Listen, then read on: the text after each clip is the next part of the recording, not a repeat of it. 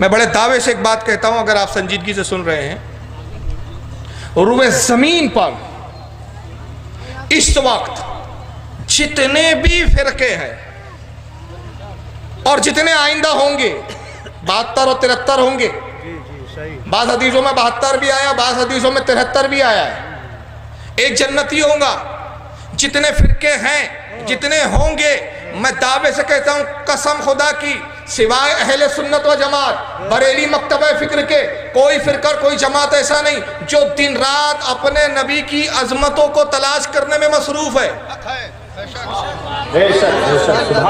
جب بھی اس جماعت کا کوئی بھی عالم، کوئی بھی محقق، کوئی بھی قرآن کی تفسیر کرنے والا، کوئی بھی حدیث کی شرح کرنے والا، جب حدیث کا مطالعہ کرتا ہے تو اپنے نبی کی عظمتوں کو تلاش کرتا ہے، قرآن پڑھتا ہے تو اپنے نبی کی عظمتوں کے گوشے ڈھونڈتا ہے، اپنے نبی کی عظمتوں کے نکات تلاش کرتا ہے۔ مگر باقی کچھ فرقے کیسے ہیں؟ وہ قرآن پڑھتے ہیں، نبی کے عیب ڈھونڈتے ہیں، حدیث پڑھتے ہیں، نبی میں کمیاں نکالتے ہیں۔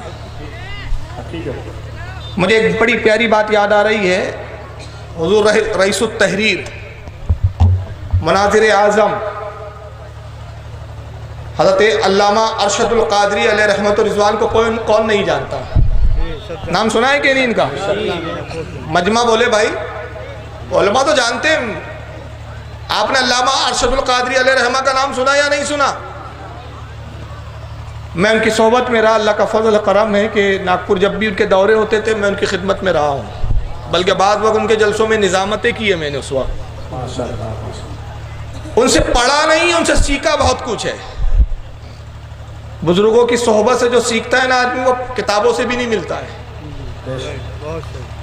علامہ کو میں نے جو کچھ جانا، میں نے یہ جانا ہے کہ علامہ اتنے بڑے مناظر تھے، یہ ان پر منحصر ہوتا تھا کتنی دیر مناظرہ چلانا ہے۔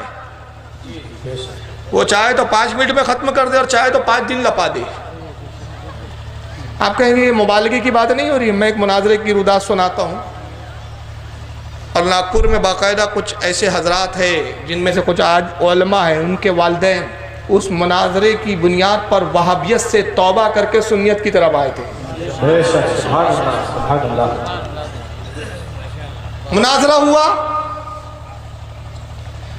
اور غالباً یہ جمشید پور کے قریب کا مناظرہ تھا۔ کوئی موضوع رسول اللہ کو علم غیب ہے یا نہیں، حضور جانتے ہیں یا نہیں، آنے والی خبروں سے حضور واقف ہے یا نہیں۔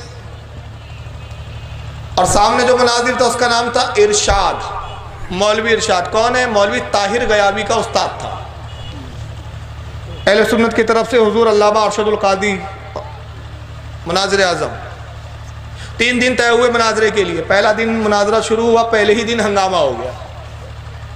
وہابیوں نے دیکھا کہ صاحب ٹک نہیں پائیں گے، علامہ کے سامنے کون ٹکیں گا بھائی، ہنگامہ کر دیا۔ مناظرے کے بعد جب ہنگامہ ہوا، پولیس نے دھارہ 144 لگا دی۔ دھارہ 144 تو سمجھتا ہوں نا، 3 آدمی ایک جگہ کھڑے نہیں رہ سکتے، کھڑے رہے تو پولیس اریسٹ کر لیتی ہے۔ کرفیو نافذ کر دیا گیا، مناظرہ کا پرمیشن رد۔ اب سودی سمجھ رہے تھے مناظرہ اس موڑ پہ تھا کہ فتح ہماری یقینی، اور دیوبندی اس خوش فہمی میں کہ نہیں صاحب مناظرے کا موڑ اس وقت تک وہاں تک آ گیا تھا کہ بس تھوڑے دیر چل جاتا تو ہم جیت گئے تھے۔ تو دونوں طرف کی کمیٹی چاہ رہی ہے کہ مناظرہ تو ہو تاکہ فیصلہ قوم تک پہنچ جائے، ایک نتیجہ برآمد ہو۔ بہت سے مناظرے ہوئے لیکن نتیجے نہیں آتے۔ تو انہوں نے پولیس کمشنر سے گزارش کی کہ کمشنر صاحب آپ پرمیشن دے دیجئے۔ کہا بھائی لا اینڈ آرڈر کو میں اپنے آؤٹ آف کنٹرول نہیں ہونے دوں گا، کون ذمہ دار ہوگا اگر کوئی دنگا ہو جائے، یہ ہو جائے، میں جو ہے پرمیشن نہیں دے سکتا۔ دونوں طرف سے خوشامد ہونے لگی، بہت کمشنر سے منت سماجت ہوئی تو اس نے کہا اچھا ٹھیک ہے، مناظرے کی پرمیشن تو نہیں دے سکتا، ایک بات کی میں اجازت دے سکتا ہوں، کل آپ اپنے اپنے اسٹیج پر آئیں، 5 منٹ آپ کو جو کچھ اپنی قوم سے خطاب کرنا ہے آپ بھی اپنی قوم سے کہیے، آپ بھی اپنی قوم سے کہیے۔ یعنی سنیوں کے لیے بھی 5 منٹ اور دیوبندیوں کے لیے بھی 5 منٹ، بس 5 منٹ میں آپ کو جو بولنا ہے بولیے اور پھر ختم، اس کے بعد کوئی آگے بات نہیں بڑھنے گی۔ کچھ دیر کے بعد دونوں فریق اس پر راضی ہوگا، اچھا چلو ٹھیک ہے، نئی ماموں سے نکتے ماموں صحیح۔ اب صاحب ہوا یہ کہ دونوں اسٹیج پر آئے تو ارشاد نے کوشش کی کہ پہلے میں بول دوں، مجمع بڑا کثیر ہے، میں بولوں، بولنے کے بعد میں جیسے اٹھ کے جاؤں گا مجمع بھی اٹھ کے جانے لگے گا میرا ساتھ، تو مجمع چھٹ جائے گا۔ اب علامہ جب بولیں گے تو بس کچھ لوگ رہ جائیں گے، تو اس نے کہا پہلے ہم بولیں گے، پہلے ہم بولیں گے۔ علامہ نے کہا پہلے آپ ہی بولیے، پہلے آپ۔ ارشاد کھڑا ہوا اور اس نے شروع کیا، اب وہی سبق سنایا جو اس نے پورے دن کل سنایا تھا۔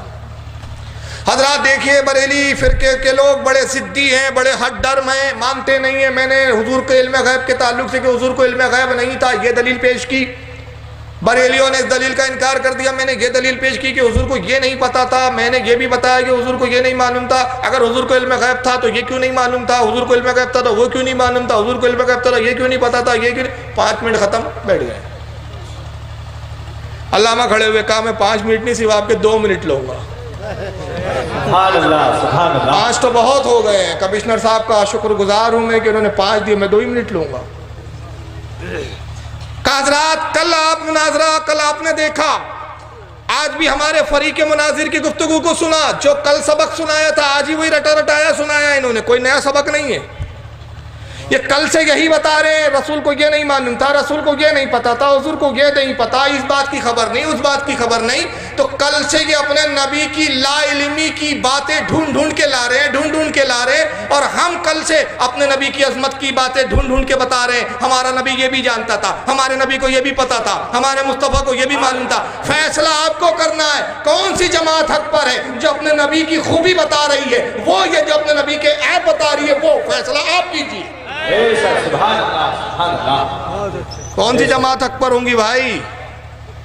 علامہ کے الفاظ دلوں پہ ایسے اثر کر گئے، ایک ہجوم اٹھا، نعرے تکبیر کی صدائیں بلند ہوئی، اور اسٹیج پر ایک بھیڑ جم غفیر جو علامہ کے ہاتھوں پر توبہ کر رہا تھا۔ کہ قسم خدا کی آج ہماری آنکھیں کھل گئی کہ وہ جماعت کیسے جنت میں جا سکتی ہے کہ جو صاحب جنت ہے اسی کے عیب بتانے میں اپنے دن رات مصروف رہتی ہو۔ جماعت تو وہ حق ہے جو اپنے نبی کی شان بتاتی ہو، جماعت تو وہ حق ہے جو اپنے نبی کی عظمت بتاتی ہو۔